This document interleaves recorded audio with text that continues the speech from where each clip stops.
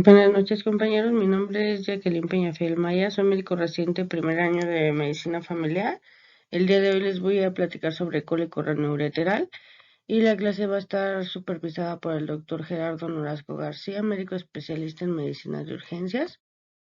Hablar sobre el cólico nefrítico renoureteral es comentar que es una de las principales causas de emergencia nefrourológica a nivel mundial debido a la alta incidencia en la población. Se estima que del 10 al 20% de las personas sufrirán un evento de cólico nefrítico a lo largo de su vida, y la importancia de hablar sobre este tema es que no hay un consenso médico establecido para su abordaje. Entonces tenemos que continuar investigando, analizando sobre cómo tratar, sobre cómo manejar a estos pacientes para disminuir el sufrimiento generado a causa del dolor del típico cólico nefrítico y de los costos socioeconómicos que este padecimiento conlleva para las instituciones y para las personas.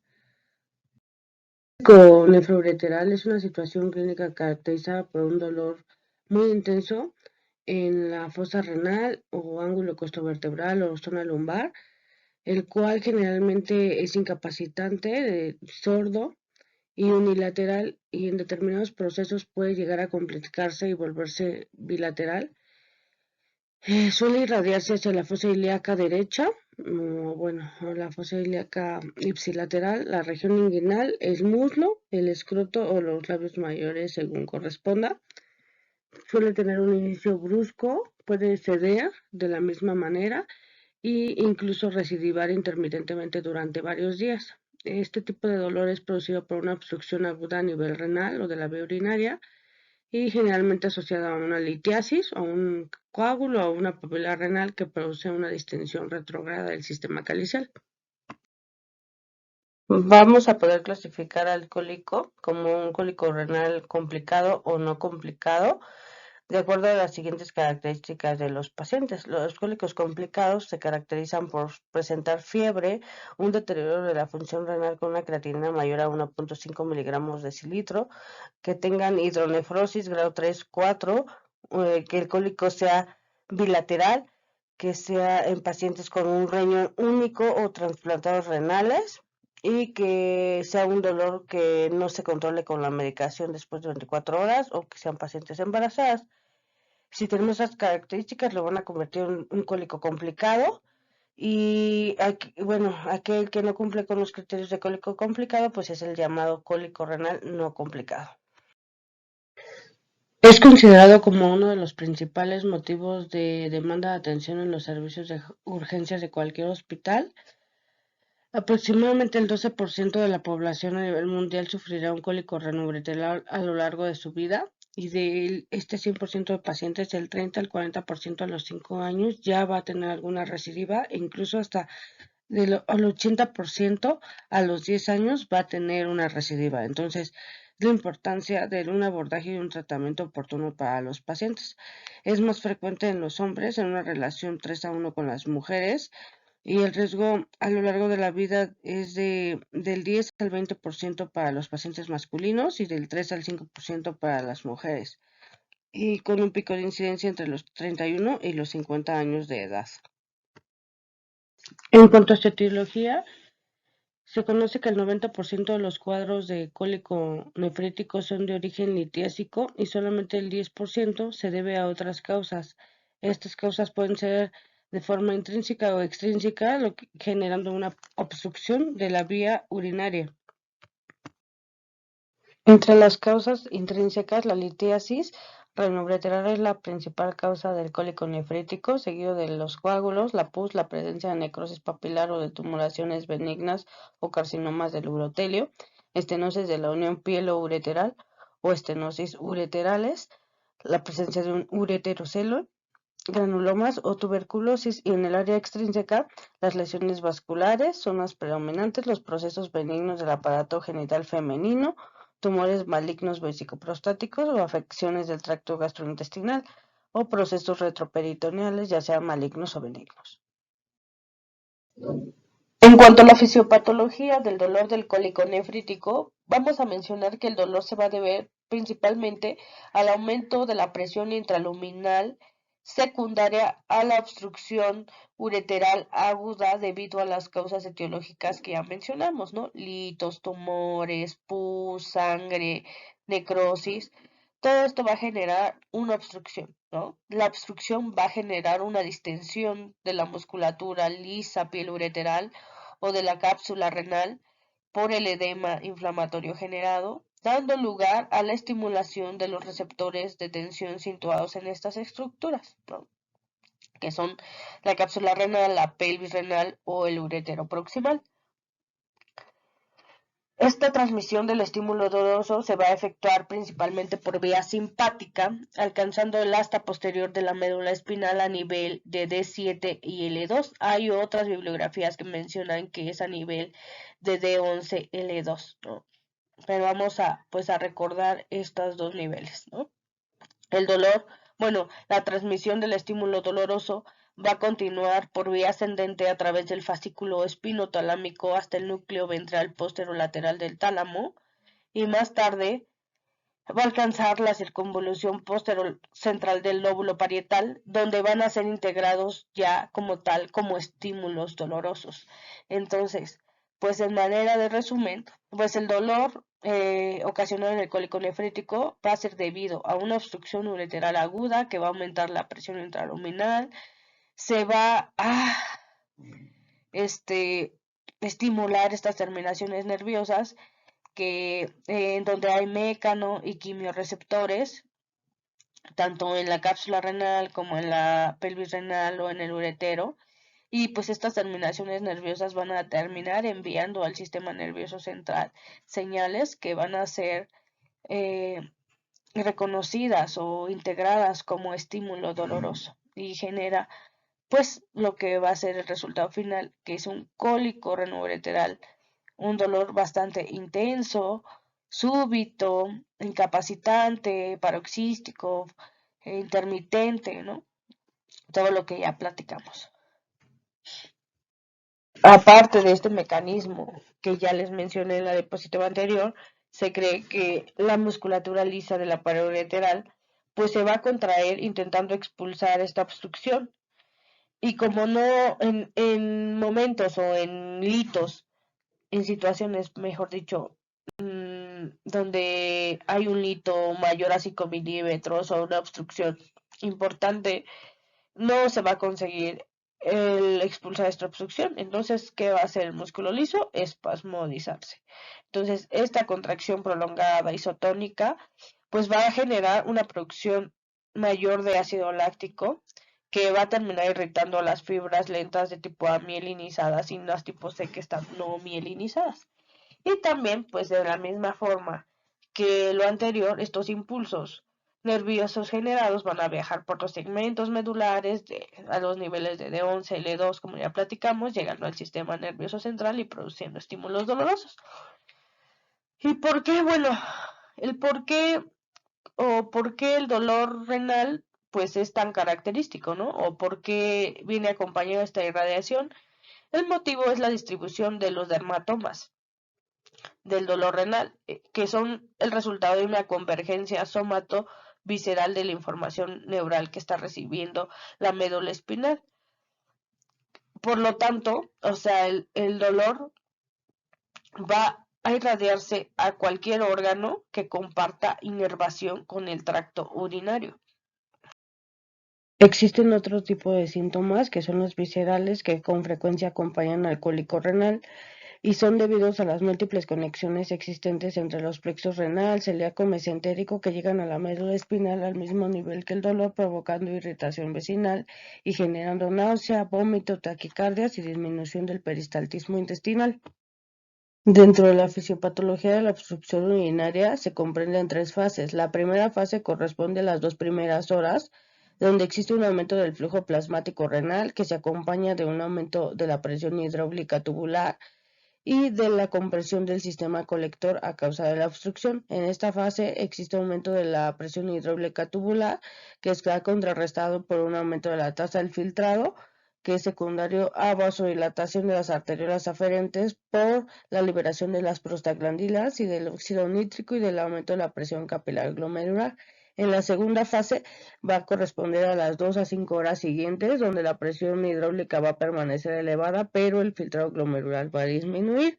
Y la tercera fase va a corresponder a las 5 a las 24 horas siguientes de evolución, en el cual se va a presentar una mayor declinación del filtrado glomerular y conjuntamente de la presión hidráulica tubular, disminuyendo así la compresión del sistema colector. En esta fase también va a haber una disminución de la presión osmótica, una redistribución del flujo hacia la periferia de la zona yuxtaglomerular, una vasoconstricción por acción de la angiotensina 2, de la endotelina y de los tromboxanos. Es por eso que esta disminución de la presión disminuye el flujo glomerular y mejora la sintomatología de la obstrucción de manera espontánea. Durante toda la plática se ha hablado sobre las características del cólico renal y aquí solo vamos a enfatizar que aparte de que es un dolor súbito que predomina en la fosa renal, en los flancos o en la zona lumbar y que se irradia hacia la región inguinal o la fosa ilíaca derecha o el muslo o el escroto, los labios mayores según corresponda, también va a estar acompañado de náuseas, de vómito. Puede presentar el paciente hematuria, malestar general y síntomas urinarios como urgencia miccional, disuria y la presencia de poliuria. Para el diagnóstico del cólico nefrítico nos vamos a apoyar principalmente en la exploración física y en la historia clínica, ya que su diagnóstico va a ser fundamentalmente clínico. Las pruebas de imagen solo nos van a ayudar a precisar la etiología del cólico y la necesidad de alguna intervención endourológica o quirúrgica abierta. Sin embargo, con la pura exploración y la historia clínica, nosotros vamos a poder diagnosticar que el paciente presenta un cólico nefrítico. En la exploración física vamos a poder encontrar un paciente agitado, taquicárdico o sudoroso debido al intenso dolor característico del cólico renoureteral.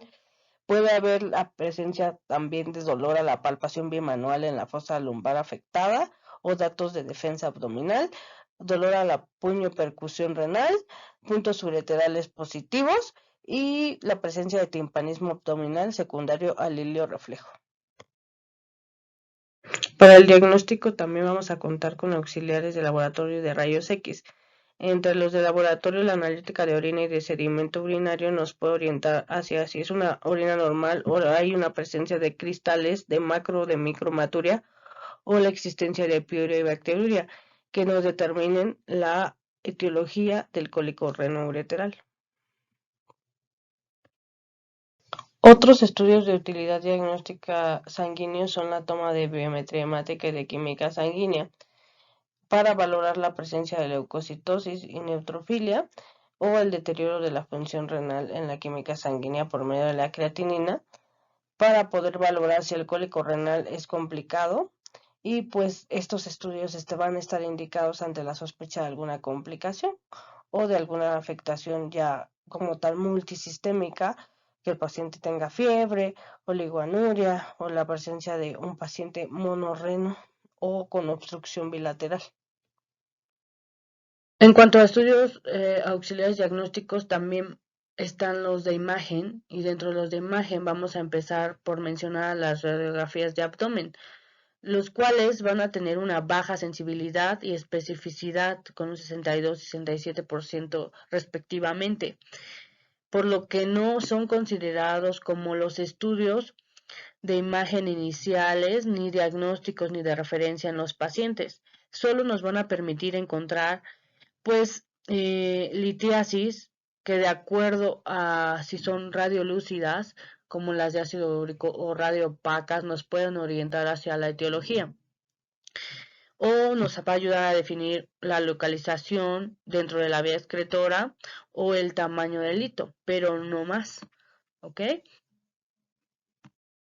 En cuanto al ultrasonido abdominal, vamos a tener que va a ser el método pues con una sensibilidad del 45 y una especificidad del 94% y va a ser de gran utilidad para identificar cálculos localizados tanto en cálices como en pelvises como en la unión vesicoureteral y va a tener una gran ventaja que es que no emite radiaciones ionizantes, por lo tanto va a ser de mucha utilidad durante la gestación y la edad pediátrica. Y también cabe mencionar que tiene un bajo costo y es de mayor accesibilidad que algunos otros estudios diagnósticos, por lo que pues va a ser un estudio de mejor elección que una radiografía abdominal, ¿no? Aparte de que puede contribuir al diagnóstico diferencial con otros procesos dolorosos a nivel abdominopélvicos.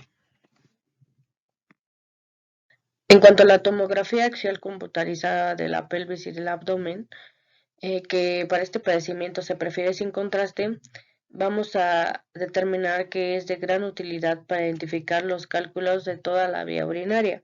Facilita tanto la localización como el cálculo del tamaño de la litiasis y nos ayuda a poder decidir la conducta terapéutica.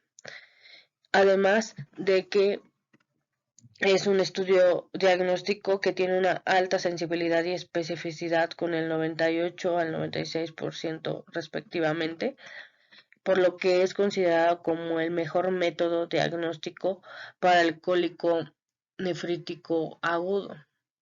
Y su única desventaja es el someter al paciente a radiaciones ionizantes y a que no es un estudio que sea de fácil acceso para todos los pacientes. Otro estudio auxiliar diagnóstico va a ser la urografía intravenosa, que como tal en la literatura está citado como el método de referencia para el diagnóstico del cólico nefrítico agudo en los centros donde está disponible. Y pues esto es determinado así ya que es muy fiable, es barato y relativamente inocuo, aunque ni tanto porque los pacientes necesitan estar sometidos a ingerir un medio de contraste y después a radiaciones ionizantes mediante las placas para así poder evaluar toda la vía urinaria, ¿no? Sin embargo, pues existe esta controversia, ¿no? Entre cuál es mejor, si la urografía intravenosa o la tomografía axial computarizada.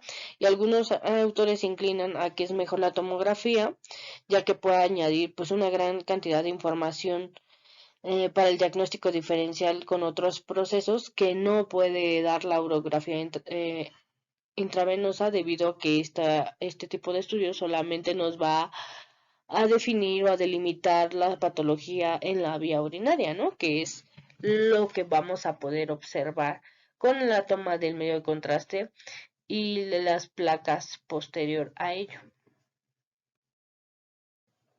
Hay que tener en cuenta que hay múltiples patologías que pueden generar un dolor muy similar o en las zonas donde se localiza y se irradia el cólico nefrítico, por lo cual hay que siempre realizar la semiología, la exploración física adecuada y una historia clínica correcta para poder determinar la causa precisa del dolor.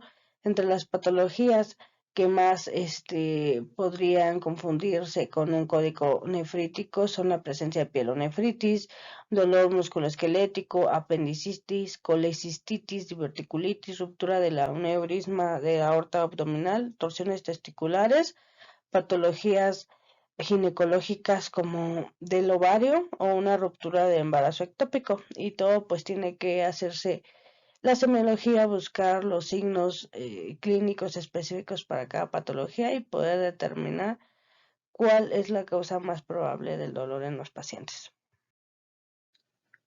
El objetivo del tratamiento del cólico nefrítico en el área de urgencias está encaminado hacia la mejoría y control del dolor y el alivio de los síntomas acompañantes, por lo cual se van a utilizar diversos fármacos.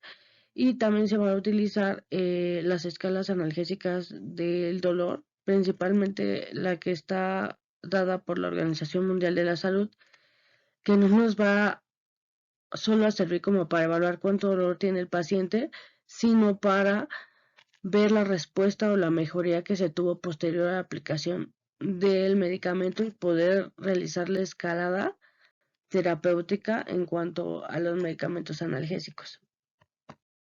Medicamentos analgésicos en la literatura está determinado los medicamentos de tipo AINE o no opiáceos, los medicamentos espasmolíticos y los medicamentos opiáceos, tanto menores como mayores. La primera elección para los pacientes con cólico nefrítico va a ser el uso de AINES y en su principal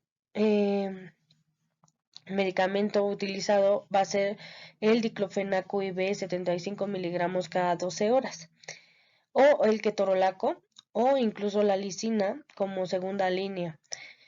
Para los pacientes se dice que, el uso de los AINES inhibe la acción de la hormona antidiurética que está mediada por la síntesis de las prostaglandinas y que reduce así el flujo urinario y el aumento de la presión intraluminal, ¿no? Inhibiendo pues de manera secundaria el dolor por medio de un efecto analgésico, antiinflamatorio y espasmolítico, protegiendo así al riñón del efecto lesivo que está ocasionado por el aumento de la presión que provoca la obstrucción por las diferentes causas, ¿no? Entonces, pues la primera elección va a ser los AINES y principalmente el diclofenaco.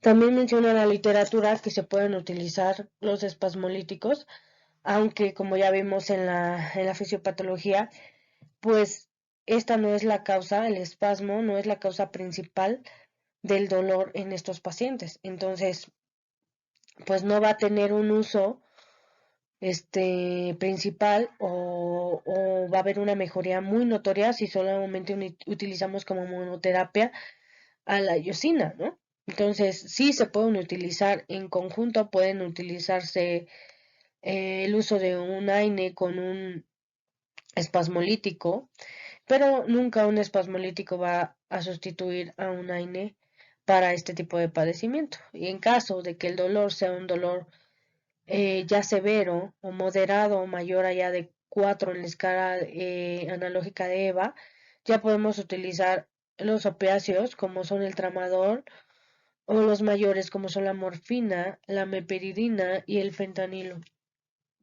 Entonces, esto lo vamos a ir determinando de acuerdo a la mejoría en la escala de valoración analgésica. Fármacos ideales para la sintomatología asociada van a ser los antieméticos y los antinauseosos. Principalmente vamos a decir que el ondansetron va a ser el medicamento de elección. Está indicado en las guías de práctica clínica y en la literatura consultada como que puede utilizarse 8 miligramos cada 12 horas y que es mejor incluso esta prescripción que el uso de metoclopramida de 10 miligramos cada 8 horas. Entonces, siempre hay que preferir el uso de ondansetron sobre el de metoclopramida. También podemos utilizar antiulcerosos y gastroprotectores, obviamente los inhibidores de la bomba de protones. Y pues si el paciente tiene un lidio, decía que podíamos utilizar estimulantes del peristaltismo intestinal como la prostigmina. Y en caso de que la sintomatología ansiosa o por el dolor sea muy elevada, podemos utilizar hipnóticos tipo benzodiazepinas, aunque no son la opción más indicada para estos pacientes debido pues también a sus efectos secundarios, ¿no? Sin embargo, en caso de que los pacientes vengan en un estado más crítico, podemos utilizarlos. Otra recomendación es evitar el uso excesivo de sobrehidratación o de diuréticos durante la fase aguda de un cólico renoureteral, debido a que provocaría una exacerbación de la sintomatología o un riesgo potencial de rotura de la vía urinaria, sin disminuir los tiempos de expulsión del lito, por lo que no está recomendado en los pacientes. Otra opción terapéutica va a ser la infiltración y bloqueo subcutáneo paravertebral con lidocaína o bupivacaína, que puede generar un bloqueo paravertebral para el tratamiento del cólico renoureteral agudo. Sin embargo, aunque es un método simple, barato y con pocos efectos adversos, pues su acción va a ser local y de corta duración. Entonces, pues no es lo ideal para utilizarse en nuestros pacientes, sin embargo, podríamos hacerlo. Otras opciones de tratamiento son realizar una litotripsia extracorpórea por ondas de choque de manera urgente que nos ofrece la posibilidad de desobstrucción rápida de la vía urinaria ante la presencia de una obstrucción por debajo de los vasos ilíacos o una litiasis menor a 5 milímetros, con la consiguiente recuperación casi inmediata del dolor y la reincorporación del paciente a su actividad diaria y a la disminución de la necesidad de la hospitalización. Y por último, la instrumentación o desobstrucción quirúrgica de la vía urinaria, que solamente deberá realizarse ante la presencia de un cólico renal complicado, que es aquel que se define con la presencia de fiebre, un estatus cólico o la presencia de anuria. Bueno, agradezco muchísimo su atención durante esta exposición. Esta es la bibliografía consultada para realizarla y les deseo un excelente día. Hasta luego.